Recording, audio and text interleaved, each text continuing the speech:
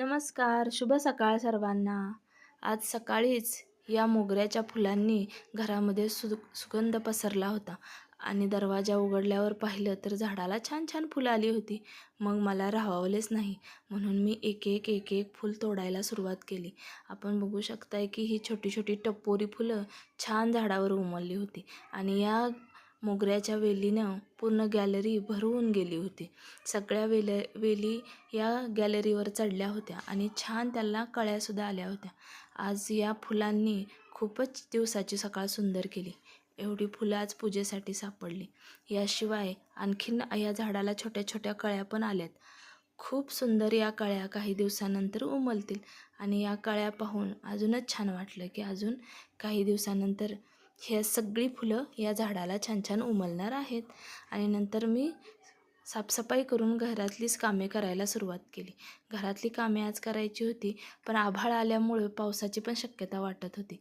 तरी पण मी पटपट कामाला सुरुवात केली. नाश्ता वगैरे करून घेतला आणि या पुन्हा पुन्हा वेलीला येऊन पाहून घेतलं. वेलीवरची कळ्या अजूनसुद्धा वेलीच्या पानातून डोकवत होत्या. नंतर छानपैकी गरम पाणी केलं आणि गरम पाणी पिल्यानंतर मला छान फ्रेश वाटलं. दुसऱ्या गॅलरीत गेले तर तिथंसुद्धा ही छान छान पिवळ्या रंगाची फुलं उमलली होती. मला राहावलं नाही म्हणून त्याचाही एक फोटो काढून घेतला आणि गुड मॉर्निंग लिहून टाकलं. त्याच्यानंतर दारामध्ये छानशी छोटीशी रांगोळी काढली, देवपूजा केली आणि नाश्ता करायला सुरुवात केली. नेहमीप्रमाणे स्वस्तिक तर दारात उंबऱ्यावर काढलंच होतं.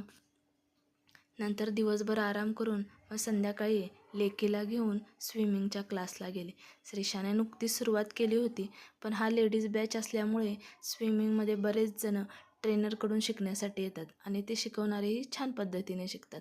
अशा पद्धतीने श्रीशाने तर 2-3 दिवसात चांगलीच प्रगती केली होती. ती आता चांगले पोहायला शिकत होती, हातपाय मारायला शिकत होती, छान पद्धतीने पोहण्याचा आनंद घेत होती. पाऊस आला की आमची बुट्टी व्हायची, पण आम्ही पुन्हा नव्यानं पोहायला जायचो. अशा पद्धतीने ह्या स्विमिंगचा आणि या सुट्टीचा आनंद श्रीशा घेत होती आणि तिच्यासोबत मीही घेत होते. थँक्यू.